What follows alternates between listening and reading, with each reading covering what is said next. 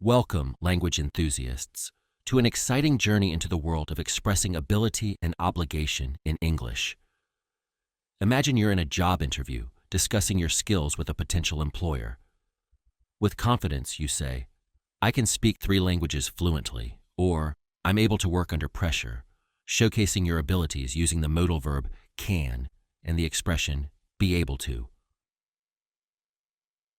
Now, picture yourself discussing your responsibilities at work.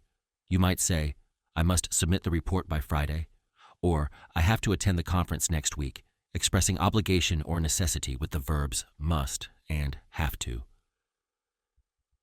In this lesson, we'll dive deep into the various forms and uses of these essential verbs and phrases, empowering you to express ability and obligation like a true language pro. So, let's embark on this linguistic adventure together. Section 1. Can and be able to, your ability allies. First up, let's explore how we use can and be able to discuss ability. These 2 forms are like your trusty sidekicks, ready to help you express your skills and capabilities in any tense. While both can and be able to can express present, past, and future ability, they have slightly different conjugations. Can is the simpler of the 2, with can for present and future, could for past and conditional, and will, shall be able to for future ability. The negative forms are cannot or can't, and could not or couldn't. On the other hand, be able to is conjugated using the appropriate tense of the verb be, followed by able to. This form is like a linguistic chameleon, adapting to any tense or construction, making it especially useful for perfect tenses and passives. In most cases, can and be able to are interchangeable, like 2 peas in a pod. However, be able to is more formal and is necessary for certain tenses and constructions, like a suit and tie for a fancy occasion. Section 2. Ought and should, the obligation, opinion givers. Now, let's shift gears and talk about expressing obligation using ought and should. These modal verbs are like the wise advisors of the English language, conveying a sense of duty, correctness, or advisability. Ought and should are often interchangeable, like 2 paths leading to the same destination. However, should is more common in everyday speech, like a well-worn trail that everyone knows. When using ought and should, remember that they are followed by the base form of the verb, like a loyal dog following its owner. The negative forms are ought not or oughtn't and should not or shouldn't, like a stern no from a parent. One key difference between ought, should, and must, have to, is that the former express the speaker's opinion or sense of moral obligation, like a personal compass guiding your actions.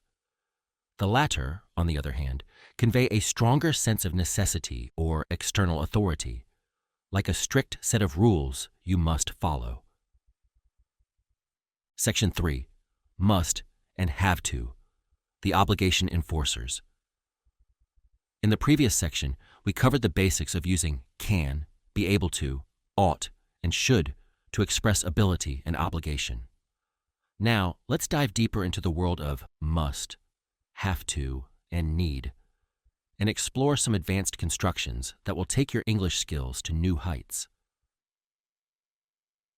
Must and have to are like the strict teachers of the English language, both used to express strong obligation or necessity.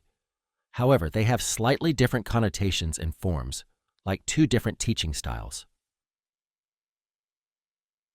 Must is used to convey the speaker's authority or emphatic advice, like a commanding voice that demands attention. It has only one present form, must, and no past or future forms, like a single, unwavering rule. The negative form is must not or mustn't, like a stern warning against misbehavior. Have to, on the other hand, expresses external obligation or necessity, like a set of rules imposed by someone else. It is conjugated using the appropriate form of have, followed by the infinitive to, like a series of steps you must follow. The negative forms are don't have to, doesn't have to, and didn't have to, like a get out of jail free card that exempts you from an obligation. In the past tense, both must and have to use had to express obligation, like a shared memory of a past requirement. Section 4. Need and need to. The obligation, evaluators. Need is like a multi-talented performer, a versatile verb that can function as both a modal and a regular verb. When need takes on its modal role, it expresses a lack of obligation or necessity, like a permission slip that allows you to skip a requirement. The negative form is need not or needn't, followed by the base form of the verb, like a secret password that grants you freedom from an obligation. But when need steps into its regular verb costume, it is conjugated using the appropriate form of need, followed by the infinitive to. In this role, need expresses a requirement or necessity, like a checklist of items you must have or tasks you must complete. Section 5. Advanced constructions, combining modal verbs with perfect infinitives and continuous forms. Now, let's explore some advanced constructions that combine modal verbs with perfect infinitives or continuous forms. These combinations are like secret recipes that add depth and flavor to your English sentences. First up, we have the modal plus perfect infinitive construction. This combination is used to express a past possibility, obligation, or ability that was not fulfilled or is uncertain, like a what-if scenario that never came to be. For example, he could have won the race if he had trained harder. Unfulfilled past ability. You should have called me when you arrived. Unfulfilled past obligation. Or, she may have forgotten to lock the door. Uncertain past possibility. Next, we have the modal plus continuous infinitive construction. This combination is used to express an ongoing action or a future action in progress, like a snapshot of a moment in time. For example, they must be waiting for us at the restaurant. Ongoing action. Or, I'll be meeting with the client tomorrow afternoon. Future action in progress. Section 6. Needn't have versus didn't need to. The past obligation detectives. When discussing past actions, it's crucial to understand the difference between needn't have and didn't need to. These two phrases are like detective partners, each with their own unique approach to solving the case of past obligations. Needn't have is used to express an unnecessary action that was performed, like a red herring in a mystery novel. It implies that the action was carried out, but in hindsight, it wasn't required, like a clue that leads nowhere. Didn't need to, on the other hand, expresses a lack of obligation or necessity in the past, like a suspect with a solid alibi. It usually implies that the action was not performed, like a lead that doesn't pan out. Section 7. Needn't and could, with perfect infinitives, the past possibility explorers. When expressing unnecessary past actions, we can combine needn't have with could have to suggest alternative actions that could have been taken, like a choose-your-own-adventure story with multiple endings. Note that should have can often replace could have in these constructions, but it carries a sense of criticism or regret, like a disappointed parent looking back on a child's mistakes. Section 8. Need as a regular verb, meaning require, the necessity announcer. In addition to its use as a modal verb, need can also function as a regular verb, meaning require or be in need of, like a town crier announcing the necessities of life. In this case, it is conjugated using the appropriate form of need, and is followed by a noun or an infinitive with to, like a list of ingredients for a recipe.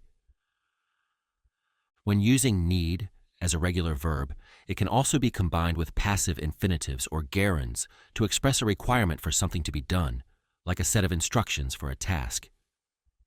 In these constructions, want can often be used as a more informal alternative to need, like a casual request instead of a formal demand.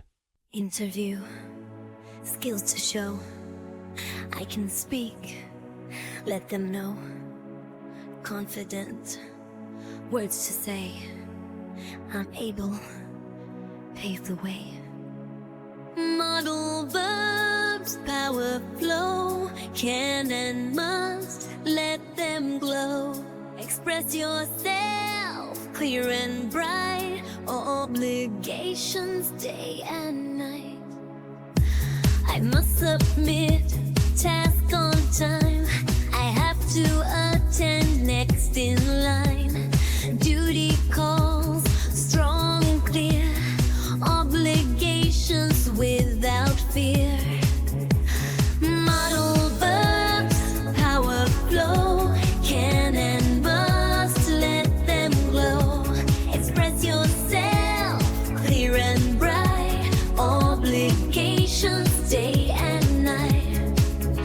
Should and ought, give advice, wise and true, worth the price. Need express what you seek, language skills, strong and sleek. Must is strong, makes it right, have to follow day and night. External force, rules to keep, in our words, meanings deep. Modal verbs, power flow, can and must, let them glow. Express yourself, clear and bright, obligations day and night. Practice these, use with pride. Modal